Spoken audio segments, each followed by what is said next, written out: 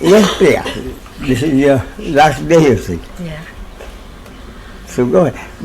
Since when have you been coming here? About 7 years. 7 years. I see. Yeah. Do you remember what brought you here? I had come to India to kind of set up a small business, but I didn't know exactly how I was going to approach it. I didn't really know anything about how I was going to have stuff made and that. And I started to notice that things were just happening. People were just coming, and I became aware that I wasn't really doing it at all. That it was happening in its own way. And then somebody gave me a book of yours. Oh, I see. Yeah, and it was about how life is just happening, and that was how I started. I see. That was what brought me. But that was just on the outside. Yes, of course. Then the real work I see. started. So now, anything particular you want to say? Yeah, well, Go ahead. I want to say, anyway, thank you. Yeah. And what I feel that it was only last year that in a way the teachings were heard in a bigger way. Last year when I was here, Yeah. I felt I was hearing you in a much deeper way. I'm sorry, I didn't get that. Last you thought year, you were here? last year, Yeah. I felt that I was hearing you in a more deeper way. I see. Yeah. I see. Up to then, it was not quite like that. I see. Yeah. Maybe I was talking also in a deeper way. Because I never know what I thought. And so last year in Ireland, because I returned to Ireland a year and a half ago, I'd been living in California, I started to really, it was a lot of the way I saw life or I saw my country Yes. started to change. I started to see a lot of what you talked about, what happens in daily living. That's what I'm concerned with, daily living. Yeah. And you know, before that you might, like, there's more of a search for something like, you know, that is outside of daily living. And then you're dealing with daily living, and I'm very grateful for that, even though it's not necessarily been easy. Right? So, it was seeing more the hatred that exists in life, and the response I would have to match that hatred, and realizing this is not the way. I'm sorry, say that again, please. Maybe about some hatred, you're hatred, saying. you know, where maybe someone doesn't want to give you something and they are supposed to, and then they break an agreement, and then a kind of a war starts. Yes. Right? And then like you become an enemy, and then you have to deal with, are you going to match this, or are you going to stay with watching what way your choice, in other words, not to respond with necessarily with hatred and revenge, but it's still going on in the head. Yes. But making a choice to stay present, to just being here and witnessing what's going on outside and inside, along with whatever's rising as well, but witnessing it more than getting into reaction. Do you understand what I mean? Wait a minute. Are you not trying to to say that it is possible for one to live without hating someone even though he opposes you? Is that what you're saying? I feel the hatred does arise. It does arise, but Now wait a minute, that hatred which arises, according to me, is anger which arises as a biological reaction. yes, well, that's what I start to see. That this It's not biological. hatred. Yeah. Hatred is egoic reaction. Okay. But what I'm saying is, no need to blame you for something which is not so. What I'm saying is, what may seem like hatred is not really hatred. Hatred is an egoic reaction. Right. Anger arises out of your being opposed by someone you did not expect opposition from. Exactly. Yeah. Is anger. Yeah. It's also a certain. It's also there's fear. It's fear and then the anger as well. Initially fear and then anger. But fear, anger are both feelings which are biological reactions. Anger, fear, compassion, they may be positive reactions or negative reactions. Yeah. But both are biological reactions. And that was where you helped me a lot, you see, Ramesh, because I used to always associate that with the ego. And then, It's such an important point. yeah, and it was only from listening continually to your CDs, actually, that suddenly I heard the word biological and how these things rise, and it isn't connected with ego unless you start connecting it in. And this, it was kind of like more rising, more anger rising, and more difficult sometimes to deal with it, actually. But that seems to have mellowed out more now. Yes. It doesn't seem to be that kind of thing happening in the same way. Quicker catching, and like what you were saying yesterday, quicker apologizing to the person, because sometimes it may be hard for the other, right? But really, the thing I wanted to really discuss a little bit more is this thing about preferences. Yes, yes. Because I feel that when you're growing up, particularly in a place like Ireland, as a woman, a lot of times you may have preferences, but you're not necessarily able to express them, because there's very definite ideas about how you should be and what you should be. But isn't that everywhere, Yes. Inga? Yeah. Priya, isn't it everywhere? I think less so in America. I think in America, people at a younger age learn to have preferences and to be able to live them. Do you not think so? I'm sorry, say that again, I think please. I think there's a little bit more open-mindedness in the United States, in say like in California.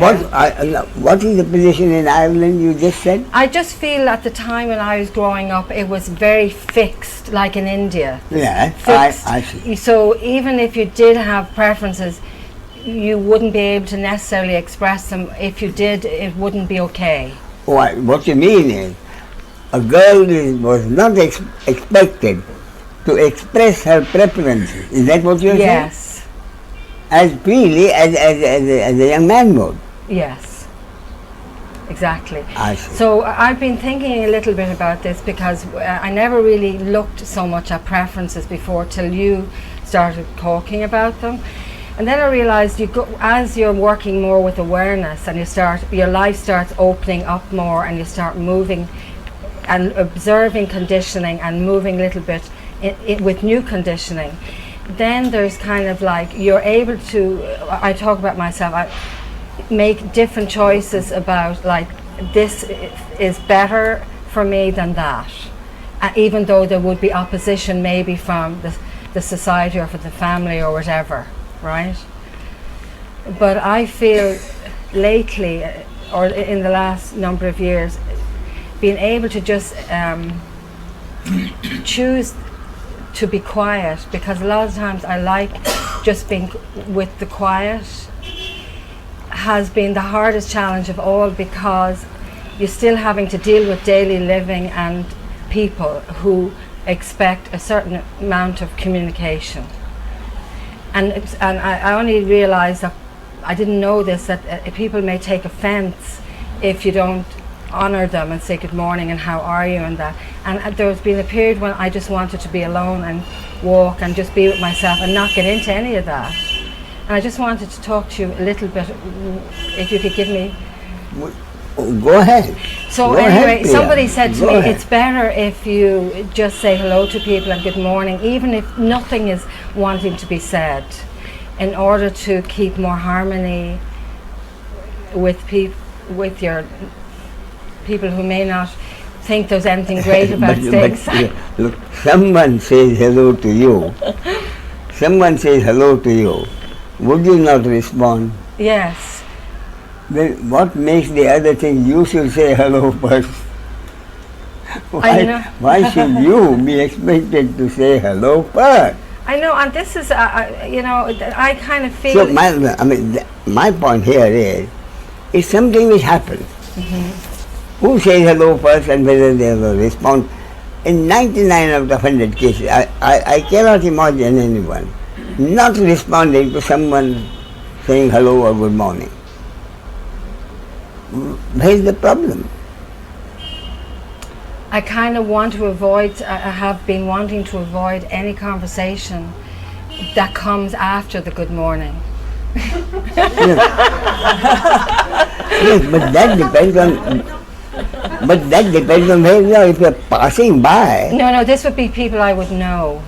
These are people I would know. Yeah. It's not so much a problem now because I'm kind of... Oh, well, you mean when you meet and sit for breakfast or lunch or something like that? Is that yeah, I wouldn't sit for breakfast. But it would be just coming out of your room and maybe there's someone in the next room and they're coming out. You just meet in passing. But the conversation will happen, but I had difficulty involving myself in conversation. Nothing in me wanted to do it. Wait, let's be clear on that. Okay. You meet someone, she wants to talk to you and you don't want to. Is that what you mean? Yeah, exactly. You meet somewhere on the way, she wants to talk and you don't want to talk. That is the occasion. Yeah. I mean, for me it would be very simple. Say, I'm very sorry, I'm in a hurry.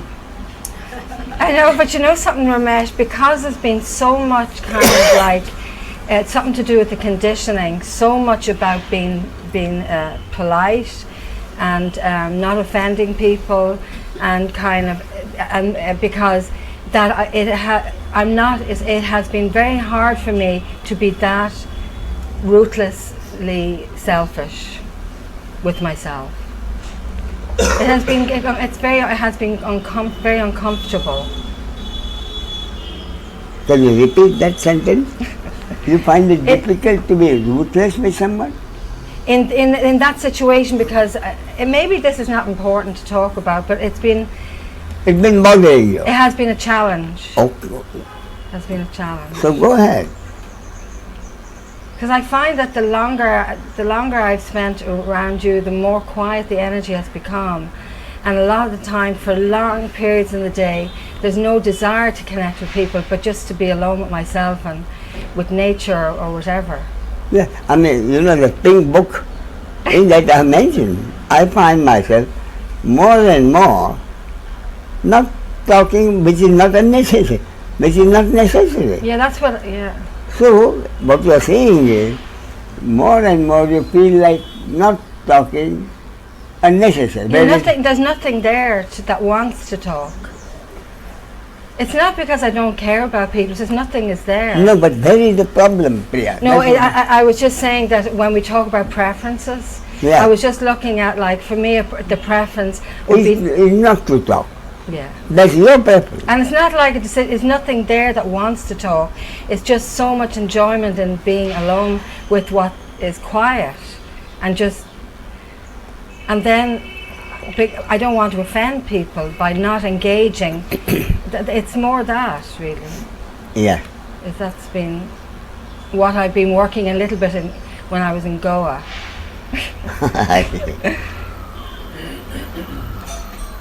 So my point is, first and foremost, from what you have said, I think, you are concerned with what people might think of you.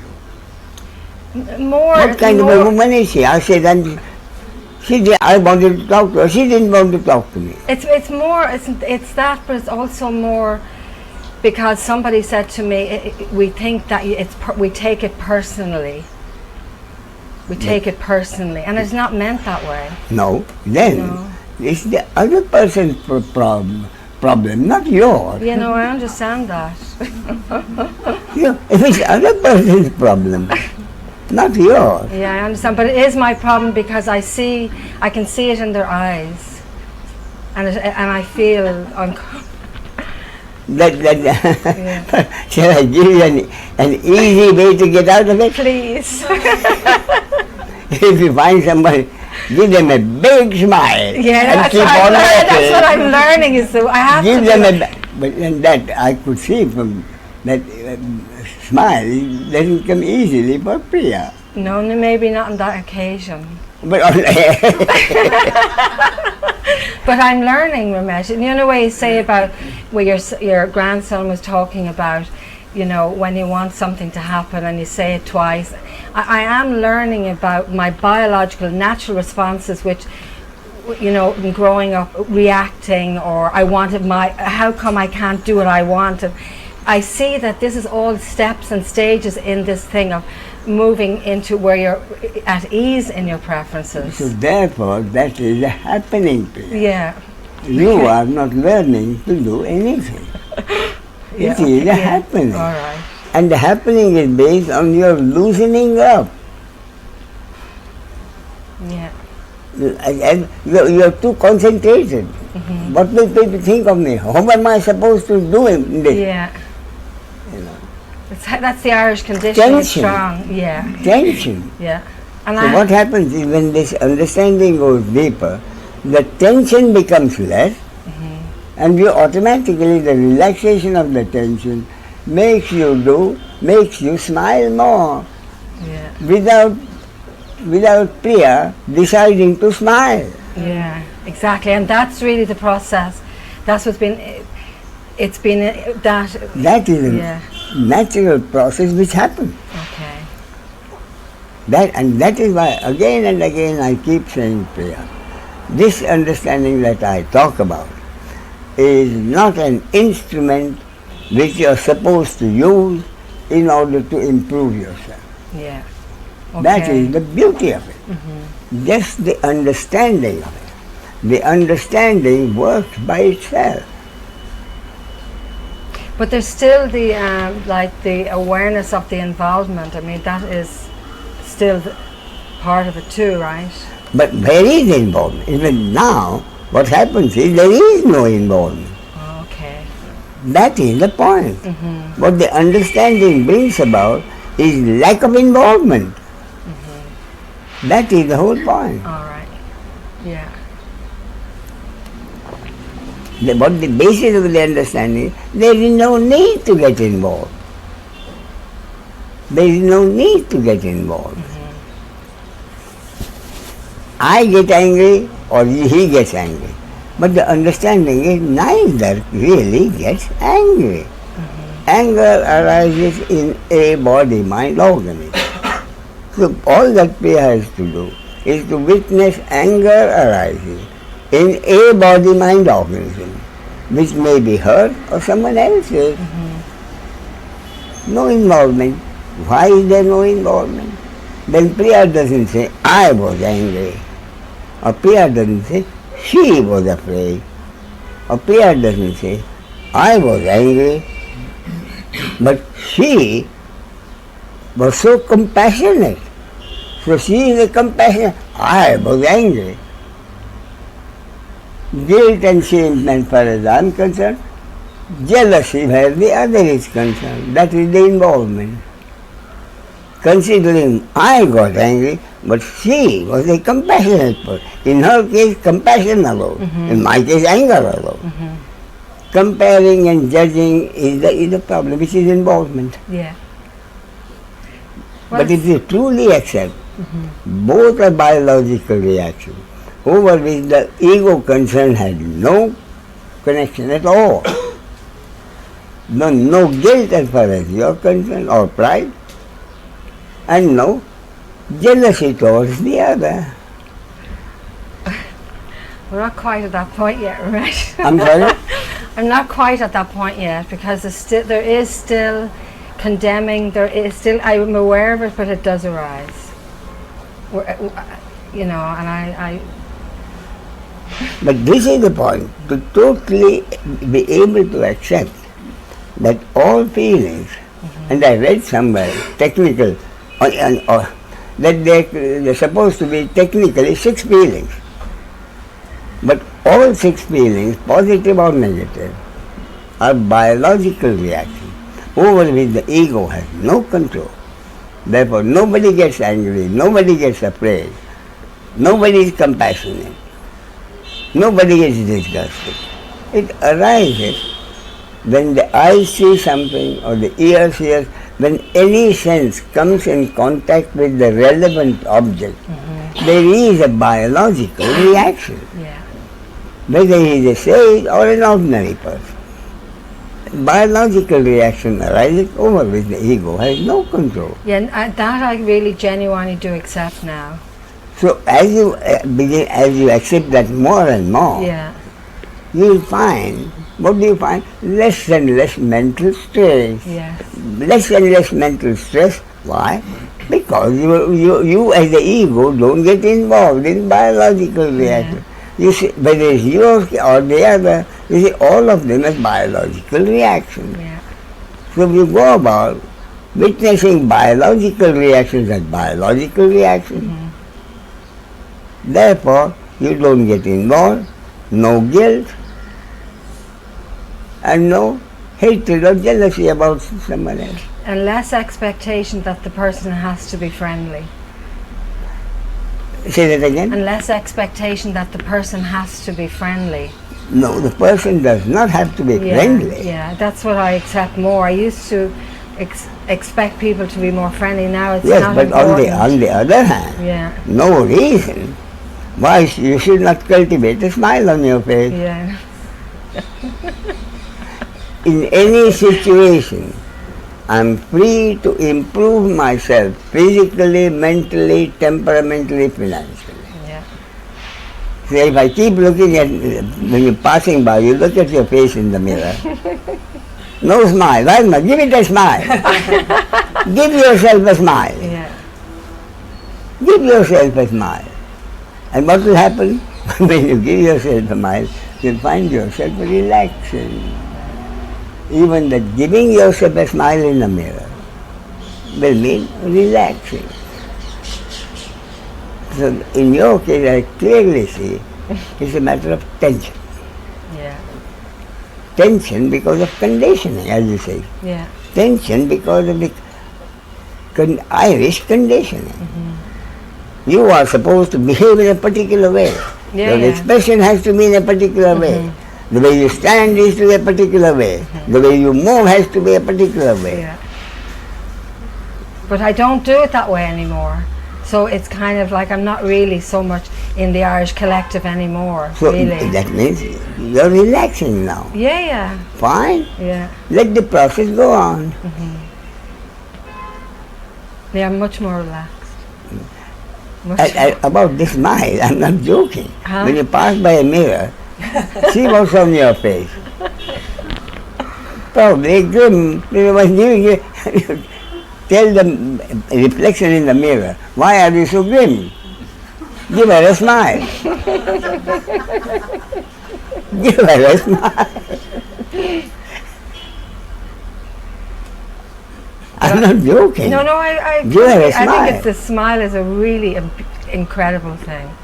That's one of the things I love in India, that people smile so much. Yeah. They do, really. It's a beautiful thing.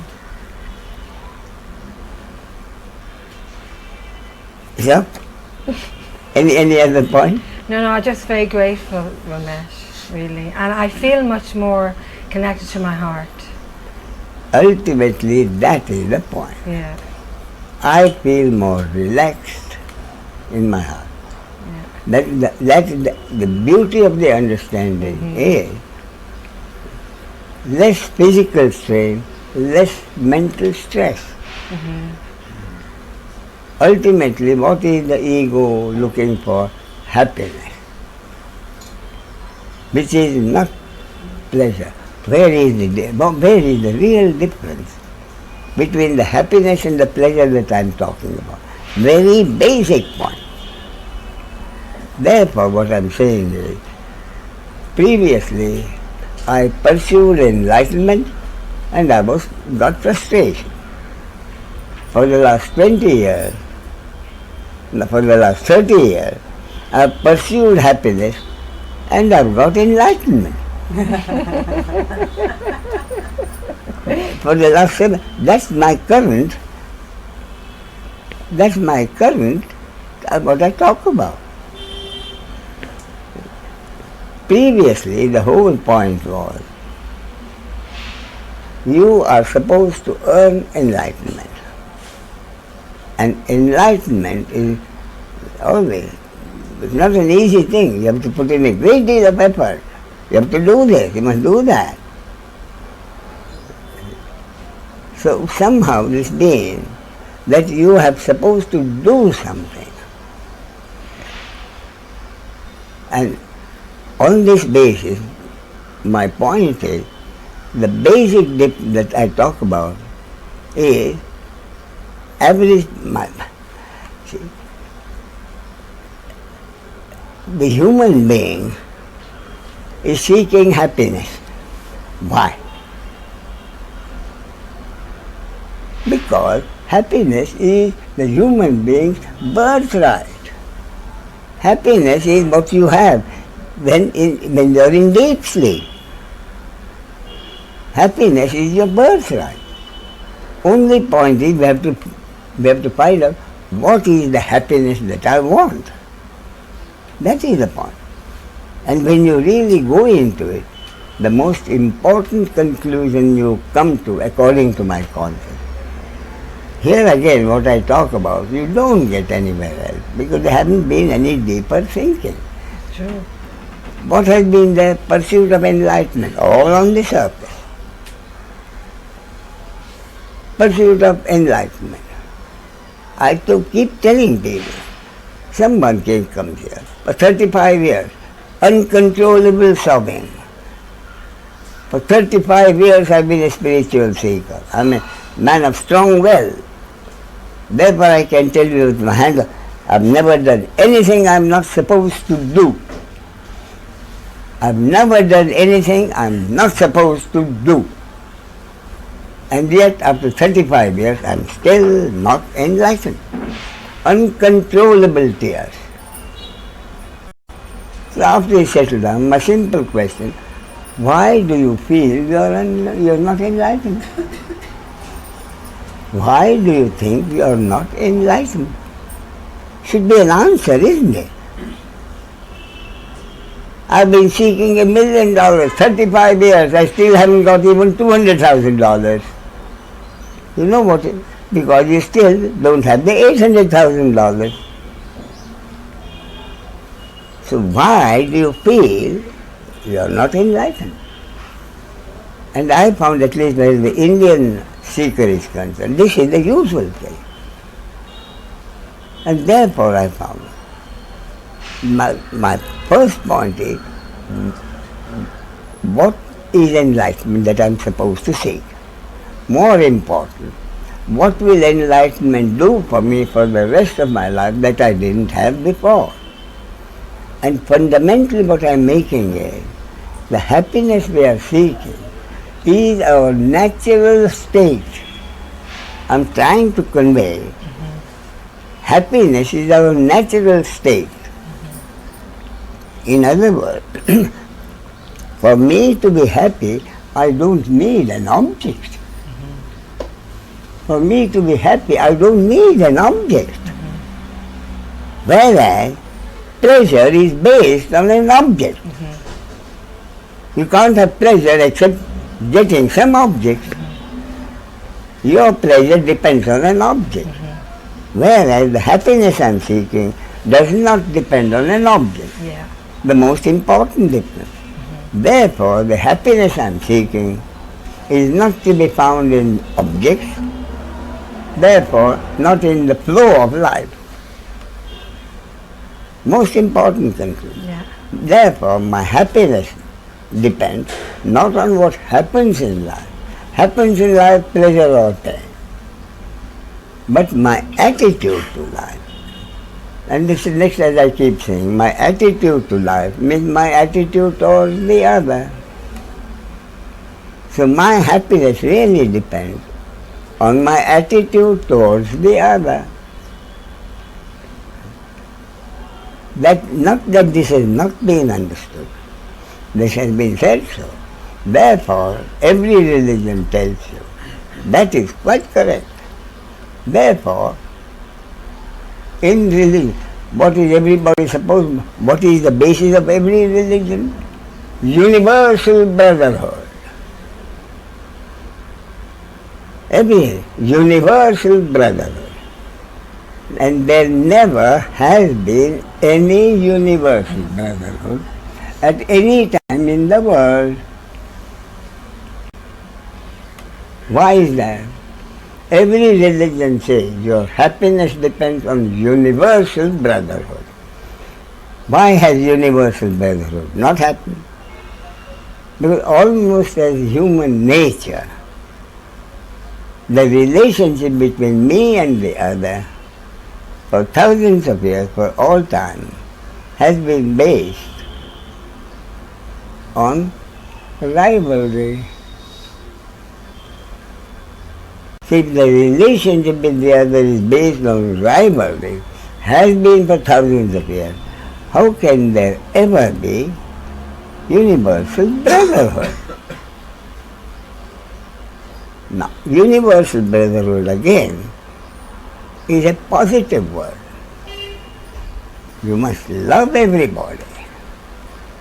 What is universal brotherhood? You must love everybody.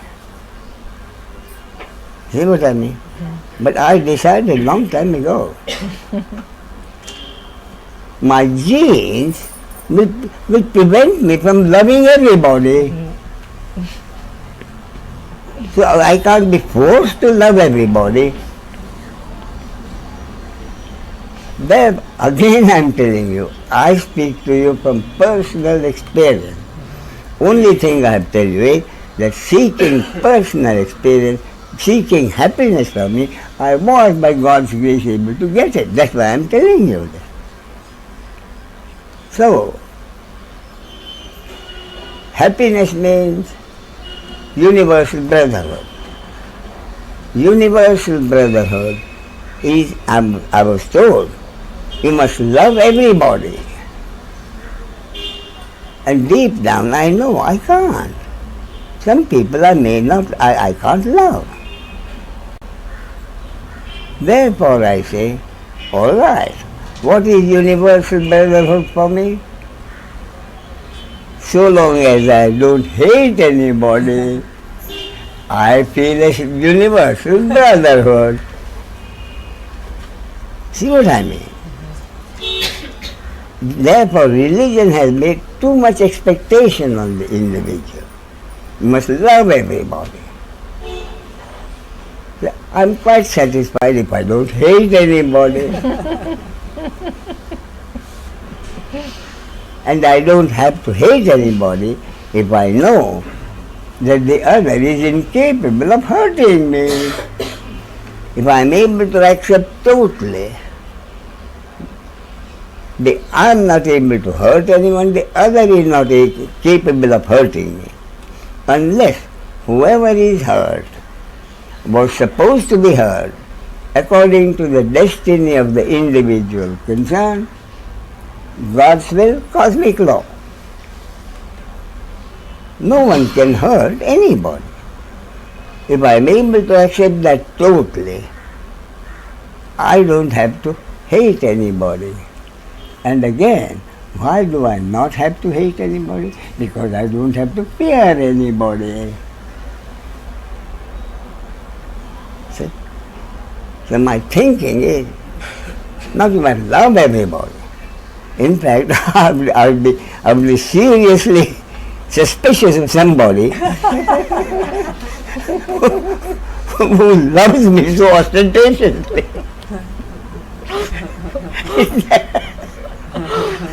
You'd wonder what they want. Yeah, what do they want? Why this feeling? See what I mean? And curiously, I found someone thinking on the same line, and I found that it was no other than the great Buddha. I said, what am I? I'm seeking happiness and I found enlightenment. That means, for me, enlightenment means happiness. What is happiness? I said, peace of mind. But the great Buddha, more accurate.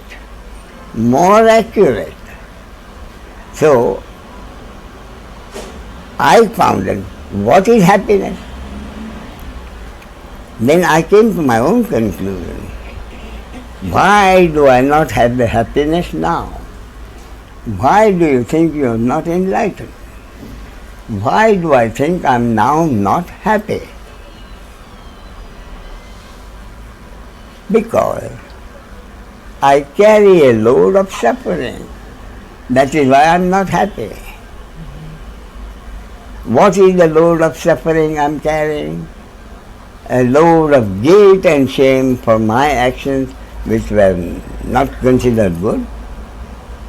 A bigger load of hatred for others for hurting me. So why am I not happy now? Because I am carrying a load of suffering. And what is the suffering? Load of guilt and shame for my bad actions, a load of pride for my good actions, load of hatred for the others. The absence of that sorrow, once I've accepted no one can do anything, I can't hurt anybody, no one can hurt me. That sorrow has disappeared, and therefore I say I'm happy. What have I got? Happiness through peace of mind. But the Buddha is more accurate. When I say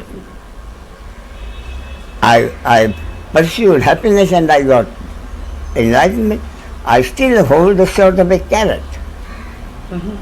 But the Buddha was very accurate. He said enlightenment means the end of the sorrow, and there he stops it.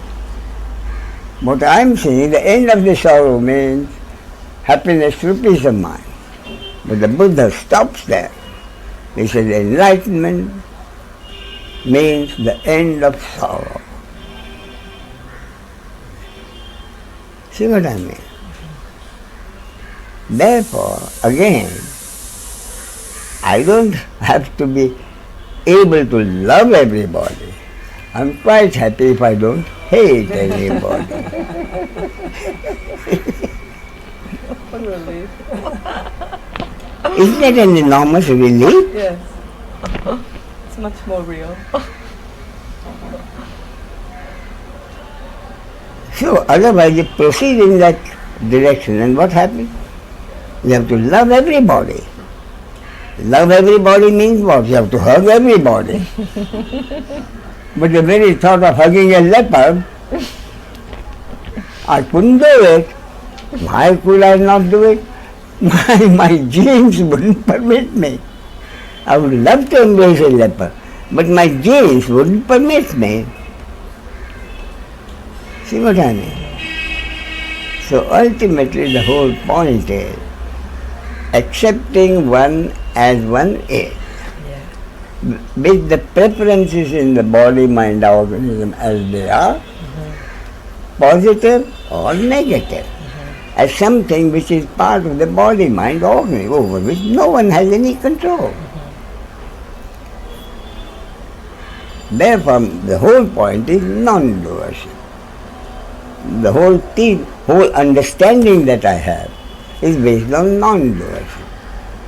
Whereas, unfortunately, every religion is based on doership. A list of things to be done, You must do this. You must not do that, and the other. That is the difference. Yeah, huge difference. Again. Huge difference. Yeah.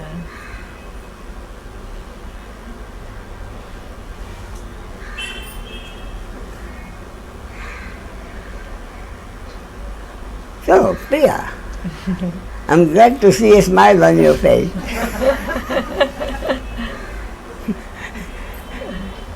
No, I'm not joking. Previously, very rarely a smile on your face.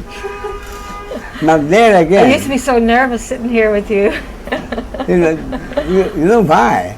That's been, as you confess, it's your conditioning. Yeah. Not your genes, it's your Irish conditioning. A lot of fear in the Irish conditioning. A lot of fear. Yeah, loads. That is the point. Fear every moment. Am I doing the right thing? Yeah. Or am I doing the wrong? But I don't have that now so much. Yes. No, that last year that kind of that evaporated, and then the next layer was the anger. The fear disappeared, and then the anger. But both the fear and the anger are biological. Yeah. Over which no one had any fun. Okay, Priya. Thanks, Ramesh. Any other? No. Very grateful. And your daily living has become much less stressful? I don't really worry so much. Nice. Not really. Life is much more in the moment. And Yes. yeah. Now, what you're saying is, Priya doesn't very much worry whether she's doing the right thing or the wrong thing. Yeah, it's kind of things. I realize everything's unfolding and happening, and then I respond to the situation, and you know. Okay. Yes, ma'am. Your name? My name is Bobby Ramesh. Bobby. Yeah. What part of the world are you from? Australia. Australia. I have come to see you at times before, Yeah. but mostly I know you through studying your works with other people and reading. I see. But I've just been in Tiruvannamalai for 5 months. Oh, yes. Oh, you lived there for 5 months? Yes, and I have maybe 25 years of this exposure to Tiruvannamalai? Ramana Maharshi? No, my first guru was Swami Venkateshananda, I see. who did Yoga Vashishta, or he was a translator of Yoga Vashishta, I see. and he introduced me to inquiry, and so it's been in my life, that meditation and so on, for I many, see. many years. I see. And I came to pay my deep respects to you, because I don't know whether this is the last time I see you or not. I'm sorry? I don't know whether this is the last time I will see you or not. It is the last time I will be in Bombay for some time. Yes. You mean because of my age? Both. Someone in Tiruvannamalai said you feel that you're in the waiting room to go. No, wait a minute. What I did say was, Yes. in our family, there are at least 6 people waiting in the transit lounge, waiting for a call from them.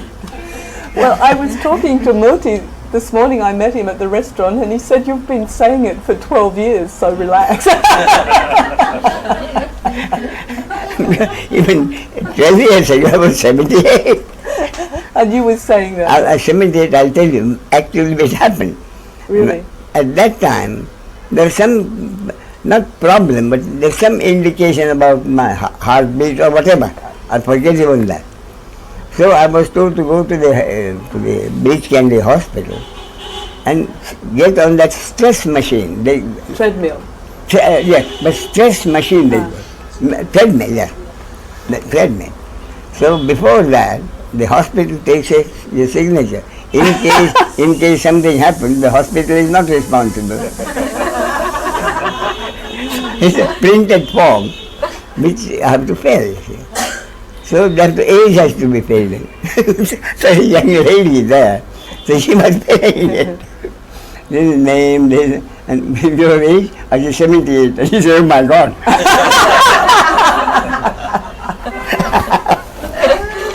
Oh my God.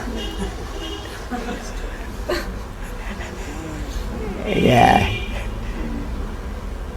So, at the, So I was talking to Murti this morning and he said, come and speak to you.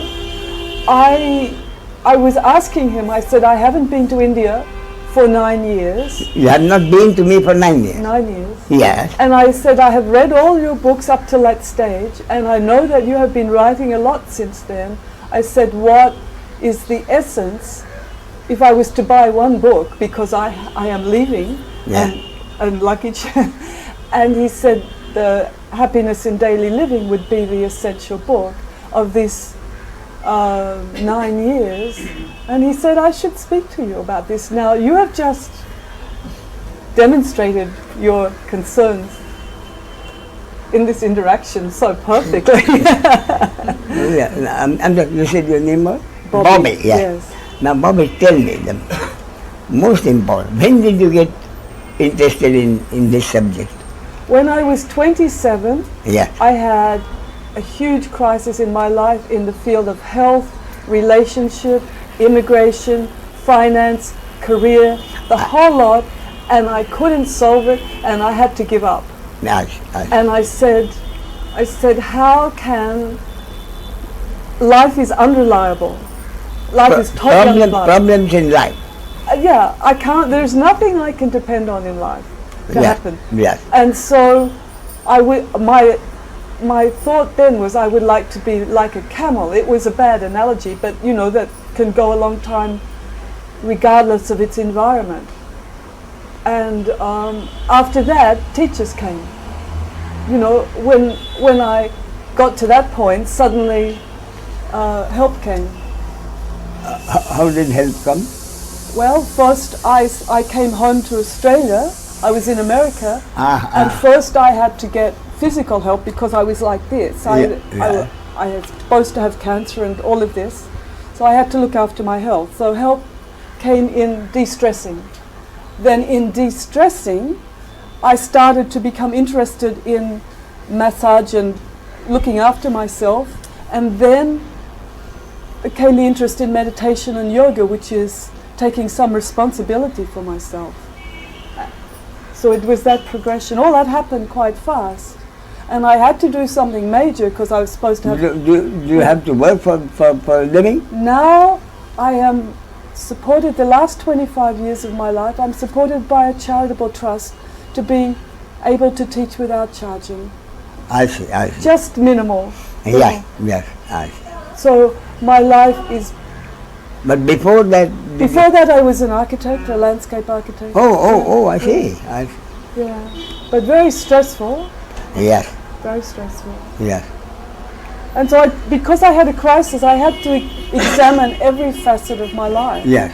My physical, my emotional, and my spiritual. And I was very self-destructive. Yes. So at that time, what would you say you were looking for? I was looking for something that was reliable through all time. A reasonably comfortable life? No. Something I could trust. And I think trust. Something that was able to be trusted. Yes, but didn't you realize? I knew it wouldn't be external. I knew it was not external. You couldn't trust. I'm sorry? I knew that you couldn't trust external circumstances. No, my point is, the very basis of life, daily living, is uncertainty. Yes. Expecting certainty in life It's not there. is simply stupid. Yes. The very basis of life is uncertainty. First, nobody knows whether he'll be alive the next day or next moment. Nobody knows what the next moment will bring, pleasure or pain. Nobody can know the total amount of pleasure and pain one has to experience in one's life. And no one knows anything, anytime. In other words, my point is, uncertainty is the very basis of daily living. Therefore, my point is, what is everybody reasonably comfortable in life looking for? Answer is happiness. So my point is, in looking for happiness, we must have the common sense to know that if we cannot base our happiness on everything in life being certain, so we have to base the happiness we are seeking on the fact that everything's uncertain. that everything in life is uncertain. See what I mean? I didn't see it so much that way then. I didn't know what happiness was, and I sat with many teachers, and it seemed to be that people thought happiness was peace of mind. That seemed to be the general. Did you really? That's what I gathered at the time. I thought happiness meant pursuing pleasure. That's what most people in the world are doing. No, well, when I spent time with teachers, that was what I learned. So what you are saying is, at some point in life, Bobby came to the conclusion that happiness does not. Oh, definitely. I came like that. That happiness cannot depend on the pleasures in life. It cannot, no. Therefore, what does it depend on? If Bobby's happiness does not depend on the pleasures of life, therefore in the flow of life, what does Bobby's happiness depend on? You never considered the question? Yeah, then my experience is that the times when the mind is out of the way is when it's not a question. The question isn't there. But that is the job of the mind, to ask questions. Yeah. But the question of happiness or unhappiness, when it's not there, is when one is actually okay. But that we say is a happening over which you have no control. Part of the uncertainty of life. Not knowing what the next thought is going to be. So in those circumstances, part of the uncertainty, no one can know what the next thought is going to be. Who cares? That is the point. Therefore the answer is, who cares? So your happiness depends on your attitude to life. Attitude to life means who cares? So therefore, what is the basis of who cares? What is the basis of who cares? If you are constantly afraid of somebody harming you in some way or the other, It will happen. how can you say who cares? You care that you don't want to be harmed by someone else. Therefore, the basis of who cares, is to be absolutely certain no one can harm you. Therefore, there is no need to be afraid of anybody. No one need be afraid of me. I am incapable of hurting anybody because I am only a machine, a human body, mind, organism. So, if somebody gets hurt, it is something other than this body which hurts. So the whole point is, the basis, who cares what happens, is the very basis of daily living, uncertainty. But I don't care anymore. So long as I know that I can't hurt anyone, no need of guilt, no one can hurt me, no need of hating anybody. So that is. So after that, how did you happen to go to Ramana Maharshi? This time, I've often, Guru Maya is my guardian. My first Guru died, and then my Guru Maya has been the guardian, so I have often come to Ganeshpuri. I see. I was in Ganeshpuri for 4 months. I haven't been there for 12 years. Yes. And I had hoped to be there, I had an understanding I would be there for a year. You went there when Swami Muktanand was there? No, mostly with Guru Maya. I met Swami Muktananda in Los Angeles. I see. Mostly with Guru Maya. But this was secondary. So how long were you associated with an ashram? I have been associated with the Shivananda ashram and Which ashram? Shivananda first. Yeah, I see, My I see. first guru was from a disciple of Shivananda in Rishikesh. I see. Yes, yes. Swami Venkateshananda. So that was since 1970s, late 70s. When he died, he didn't leave a successor, Yeah. and he was a friend of Baba's. Muktanand. Yeah, they were friends. They both travelled extensively teaching in the West. I see, I see, I see, Yeah. I see. So you went to, So this year I went to Ganeshpuri after a long period of time, yes, and I thought I was going for a year, and because of the system I was only able to stay 4 months. yeah, I then did a Panchkarma treatment for some health issue. yeah, And then I wrote to Guru Mai saying, what am I going to do? Because I have put this year aside to be with in India and be with practice. And I found myself coming back from renewing my visa singing Arunanchala. I'm sorry, Singing Arunanchala, a song about Arunanchala I in see, Chennai airport. I came here and I met someone, and the next day I was in Tiruvannamalai, and I stayed there 5 months. I see, I see, But I have been to Tiruvannamalai 18 years ago for Deepam, I see. for 5 days. So somehow the stage was set. And I will go back and back. I have always had a deep connection with Ramana, with Ramana Maharshi. Yeah, but have you had a deep connection with Ramana Maharshi, or have you had a deep connection with the ashram? Oh, Ramana. Because you have mentioned 3 or 4 ashrams. Oh, no, but my first guru introduced me to exactly what Ramana teaches. I see. It was the inquiry, whose thought is this? Where is this thought coming from? You know, all of that. That was my first initial introduction to spiritual life. I see. And when the introduction to spiritual life, what were you supposed to be seeking? Or were you not supposed to Peace find of mind, I think. peace of mind? I see. That's what I was told. Yes, yes. So now, what is your idea of how to get the peace of mind?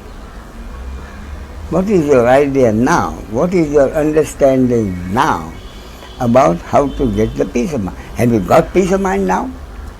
Increasingly. I see. Now, why do you feel that you do have peace of mind to an increasing extent? Because What has happened which gives you peace of mind to an increasing extent? well, for one, a lot of my last 9 years of my life Yeah, has been facing my deepest fears. And has been facing my deepest fears, having them come up in life and having to, deepest fear. yeah. What is your deepest fear? Well, the last, having no control, having no, I don't know, the last 2 years of my life, I conducted a vigil at the gates of a site where they were excavating lead that was poisoning our community and not taking safety measures. So this is like lead poisoning is Alzheimer's, cancer, all of this. And our government was doing it where I lived, and our community was getting deliberately poisoned. So I conducted a vigil in which I was exposed, and I was arrested, and I went through trials and all of that. And all of this brings up little bits of your own fear, getting arrested. No, what I'm saying is, But this is like fear in myself, practical fear. the deepest fear of being arrested again? No, it's not a problem. Going to trial is not a problem. All of these things So evaporate. therefore, what is the deepest, you mentioned the deepest fear, and it can be a very, very, very, very important point. You see, so much that the religion tells me you have to be God-fearing. And I don't know what my deepest fear religion is. also tells Yeah. me I must be God-loving.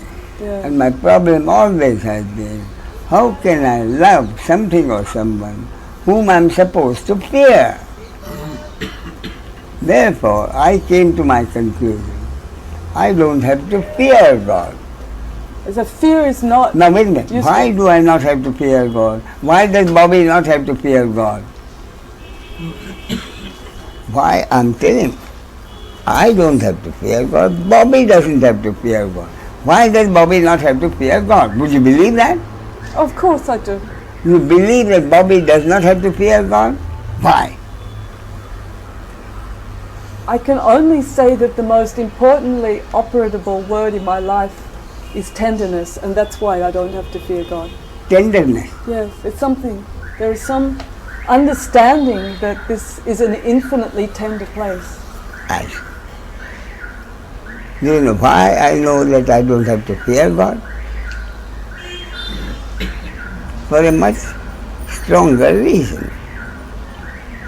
Whatever I do, why do I have to fear God now? Because I'm afraid of committing a sin for which God is waiting with a huge computer. A computer, I gave a stick. No, stick is now, but no, God is not hitting me now. He's getting Computer for later. Yeah, to send me which stages of hell. First story, second story. You see? So that is why I'm supposed to fear God, because I commit a sin. I don't consciously have that. I may unconsciously have that. Even so, Yeah.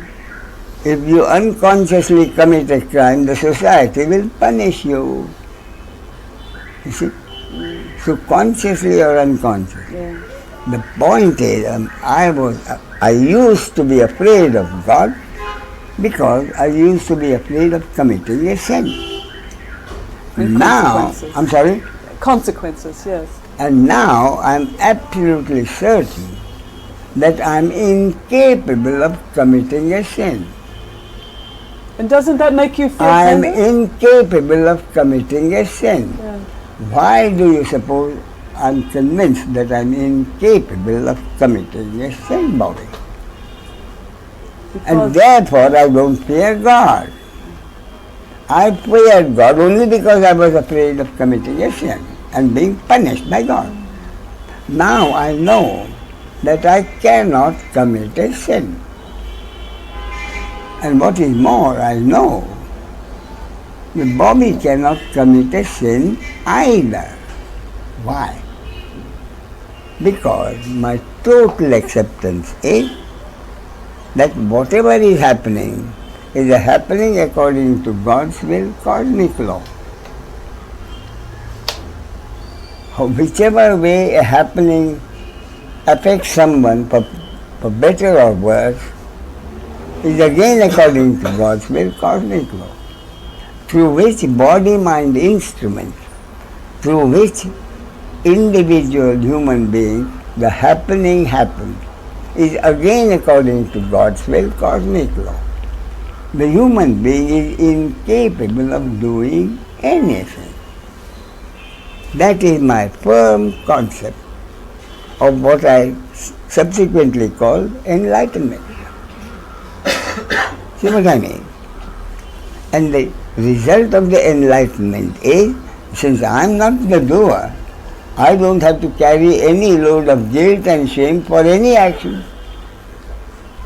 Similarly, I don't have to carry the load of hatred for anybody because they are incapable of hurting me. So the result is that I have totally accepted that I am not the doer. Everything happens according to God's will. And isn't it a shame that people have forgotten this? Not only forgotten, they don't want to accept it. And that is the basis of every religion. What does the Bible say? Thy will be done. Meaning nothing can happen unless it is God's will. Thy will be done, not mine. In fact, Jesus Christ says so, thy will, O Lord, not mine.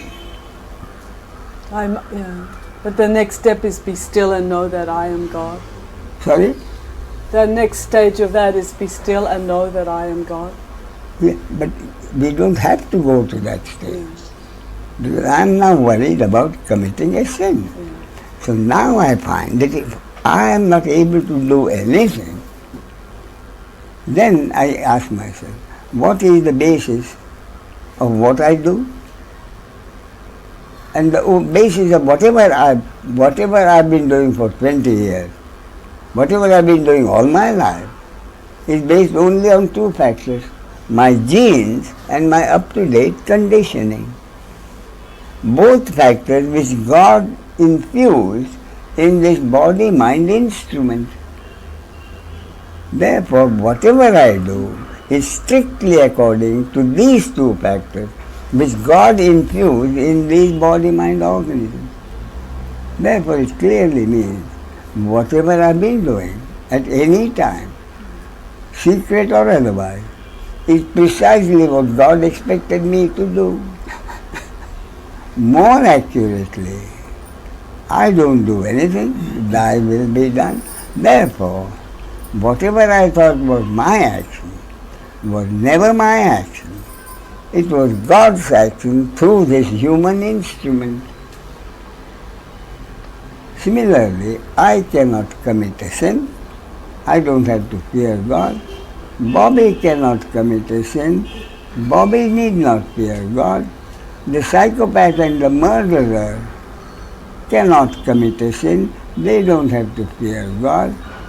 The body-mind organism named by the society as a psychopath or a murderer is an instrument through which the same God functions and brings about whatever is supposed to happen, whether it's a robbery or murder or a good deed through a safe.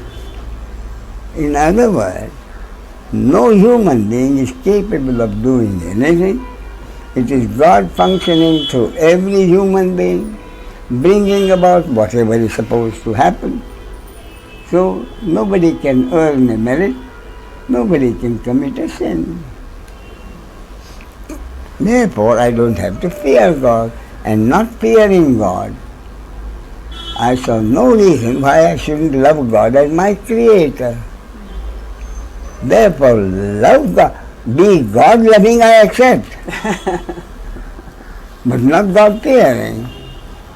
Therefore the tenderness. Similarly,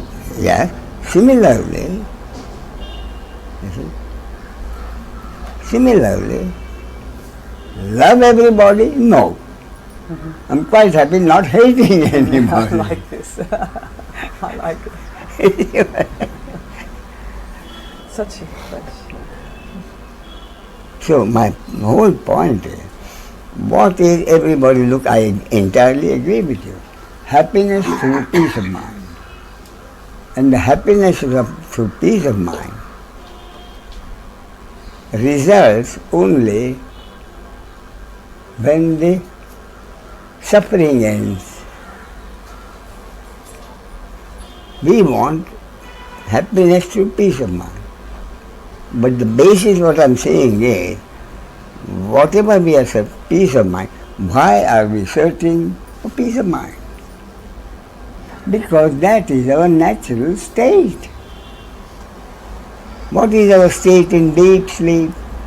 Our natural state is our state in deep sleep. What is our state in deep sleep? Bliss? No. Rubbish. We are not in bliss in sleep. In fact, if we were in bliss, we would never be able to sleep. You see?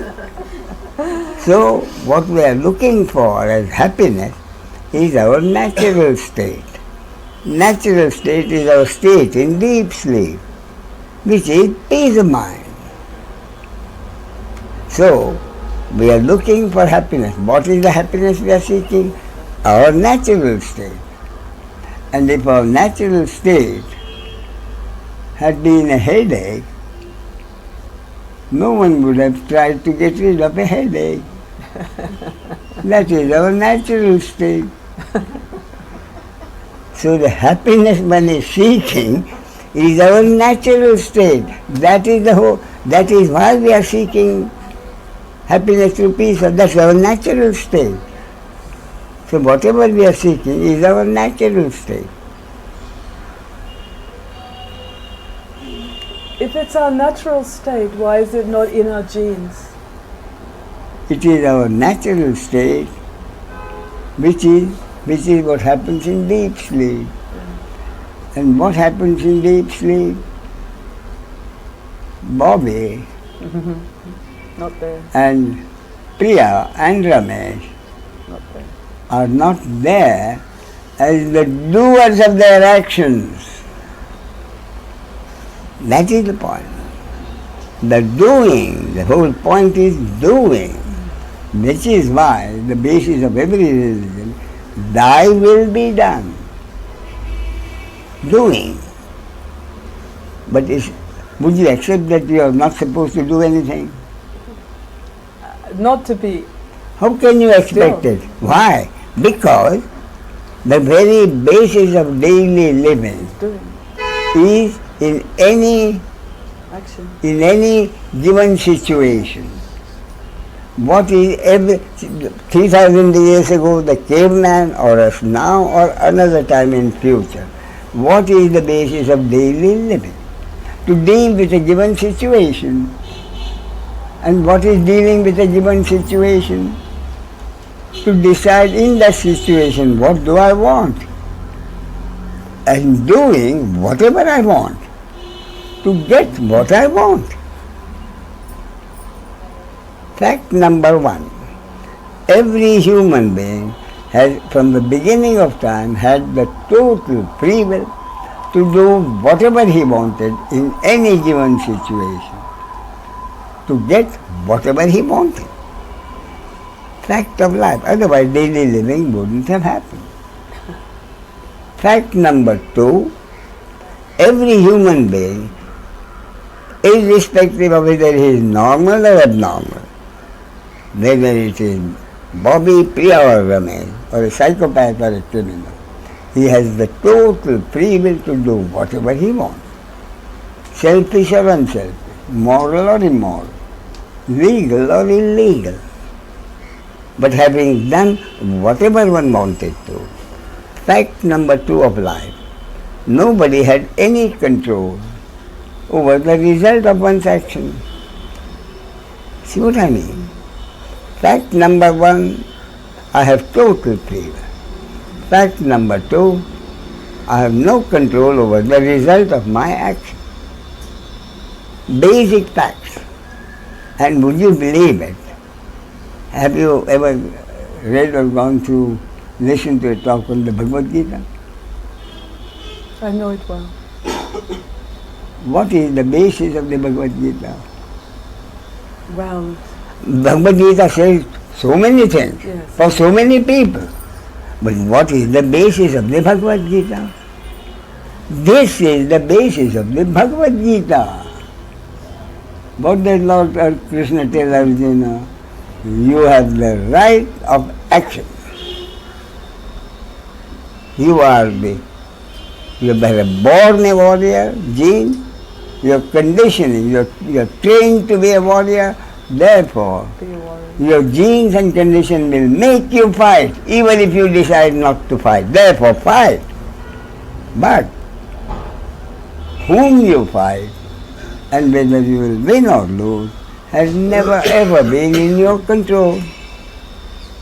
Therefore all you can do is fight. Precisely what I've been telling you is the basis of the Bhagavad Gita. I was going to say action in inaction and inaction in action. That's Another of these symbols you have been told. yeah. Like accepting whatever, being the now. Now and here and now. The self is everything. You can learn them by heart in 3 minutes. See what I mean? Therefore, the point is, the basis of daily living is I am free to do whatever I want at any time, in any given situation, to improve myself anyway, physically, mentally, temperamentally, financially. But whether I am successful or not has never ever been in my control. See? Therefore, again Lord Krishna says, you can never know whether you will win or lose. Therefore, fight and don't think about don't have any expectations. Expectations mean inviting frustration. So the result has never been in your control. So therefore, all you can do is to do whatever you feel like doing. Doing, mind you, therefore, no doership. But what is happening? In any given situation, I do precisely what I feel like doing, knowing that whatever I do is really God functioning through this body-mind organism, and knowing that the result has never been in my control. Therefore, in any given situation, I do whatever I feel like doing, knowing that I have no control over the result. Therefore, knowing that my free will, which is certainly there, is worthless both in theory and in practice. Therefore, how can I do anything? Then the answer is, I do whatever I feel like doing as if I have free will. As if I am acting on this stage of life, doing whatever I am supposed to be doing. Knowing that the way that the doing happens or not has never been in my control. I can only act according to the script. The script is a good one. I'm sorry? The script is a good one. Yeah. So, any question?